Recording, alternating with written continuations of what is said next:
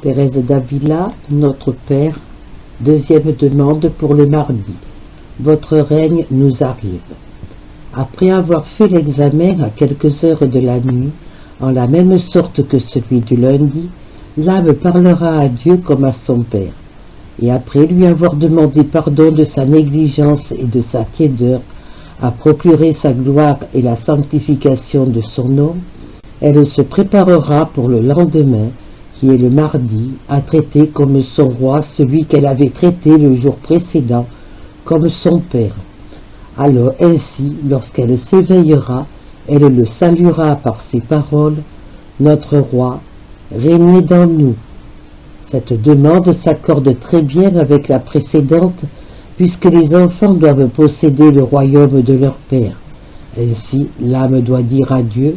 comme le démon, le monde et la chair règnent sur la terre, « Mon roi, régnez dans nous et détruisez en nous le royaume de l'avarice, de l'orgueil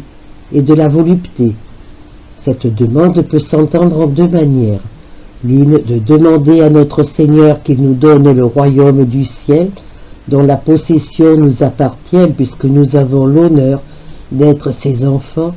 et l'autre, de lui demander qu'il règne en nous, et que nous soyons son royaume. D'habiles théologiens m'ont appris que ces deux explications sont catholiques et conformes à l'Écriture sainte, puisqu'à l'égard de la première, Jésus-Christ a dit « Venez, vous que mon Père a béni, et possédez le royaume qui vous a été préparé dès le commencement du monde. » Et quant à la seconde, Saint Jean écrit que les saints diront dans le paradis « Seigneur, vous nous avez rachetés par votre sang, et vous nous avez rendu le royaume de votre Père et de notre Dieu. » Il se rencontre une chose admirable dans ces diverses expositions, c'est que lorsque Dieu nous parle, il dit qu'il est notre royaume, et lorsque nous lui parlons, nous le bénirons en lui disant que nous sommes son royaume, comme si Dieu et l'homme se rendaient des témoignages réciproques d'une déférence et, si j'ose le dire, d'une civilité toute spirituelle et toute divine. Je ne sais lequel des deux nous est le plus honorable, ou que Dieu se glorifie de nous avoir pour son royaume, et qu'étant ce qu'il est, sa suprême majesté trouve de la satisfaction à nous posséder, ou de ce qu'il veut bien être lui-même notre royaume, et se voir possédé par nous. Toutefois, j'aime mieux pour cette heure que nous soyons son royaume, puisqu'il s'ensuit de là qu'il est notre roi. Il dit à sainte Catherine de Sienne, « Pensez seulement à moi, et je penserai à vous. Et à une certaine mère,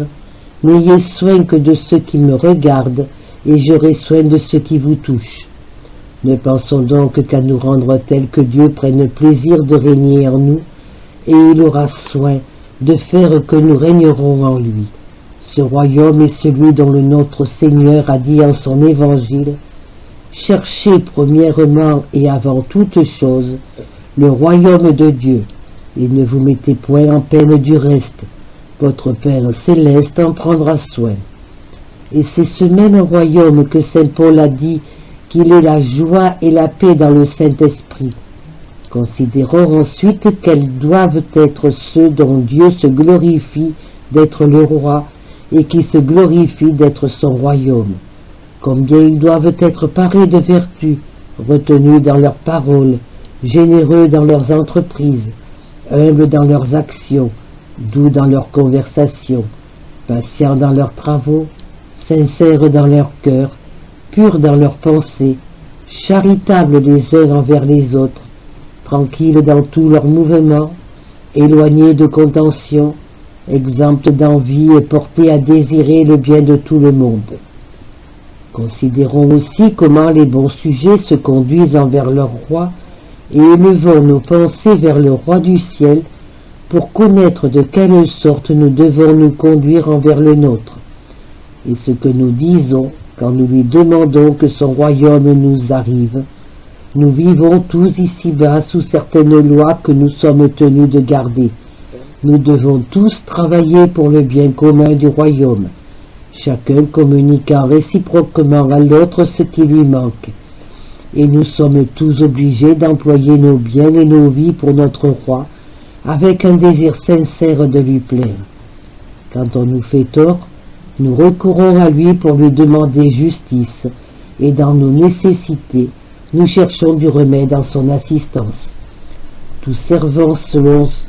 le servent selon qu'ils en sont capables, et sans jalousie, le soldat dans la guerre, l'officier dans sa charge, et le laboureur dans son travail, le gentilhomme, le docteur et le matelot, et ceux même qui ne l'ont jamais vu, s'efforceront de le servir et désirent de le voir. Et quand, durant l'excessive chaleur du mois d'août, le moissonneur est tout trempé de sueur, il se réjouit de ce que son roi est alors dans le repos, et se délasse l'esprit avec ceux qui l'honorent le plus particulièrement de sa bienveillance. Nous voyons aussi qu'un homme n'est pas plutôt favorisé du roi, qu'on le respecte, et que chacun désire de contribuer à la paix et au repos de l'État, et à ce que sa majesté soit bien servie de tous ses sujets, que si, en raisonnant sur les conditions qui se rencontrent dans un royaume bien gouverné, nous les rapportons à notre sujet, nous trouverons que ce que nous demandons à Dieu, et que ses saintes lois, soient bien observées, que tous les sujets le servent fidèlement, et qu'ils jouissent d'une heureuse paix et d'une agréable tranquillité. Nous trouverons que nous lui demandons que nos âmes dans lesquelles il lui plaît d'établir ici-bas son royaume se maintiennent dans un ordre si parfait qu'il y règne véritablement,